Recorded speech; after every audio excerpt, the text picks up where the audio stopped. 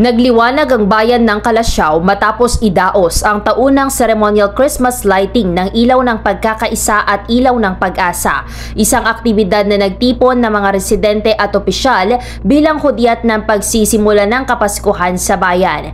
Idinaos ang programa sa gitna ng malaking pagtitipon ng mga residente na nagpuno sa lugar ng sigla at paghanga habang sabay-sabay na isinindi ang mga dekorasyon at ilaw. Naging kapansin-pansin ang maaliwalas na pagtanggap ng komunidad sa tradisyong taon-taong isinasagawa. Dumalo sa kaganapan si Vice Governor Mark Lambino kasama ang mga lokal na opisyal bilang pagpapakita ng suporta sa mga programang naglalayong palakasin ng ugnayan ng pamahalaan at mamamayan. Nanatiling sentro ng okasyon ng komunidad at ang presensya na sama-samang nagdiriwang na siya ring itinuturing ng mga opisyal na tunay na nagbibigay diin sa diwa ng Kapaskuhan.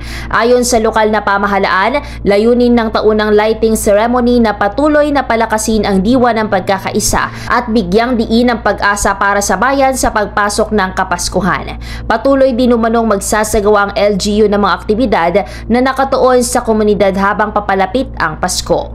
Para sa programang Bombo Reports First Edition, Patrol numero 3, Bombo Nerissa Ventura nag-uulat. This is Bombo Radio Philippines, the #1 and most trusted source of news and information.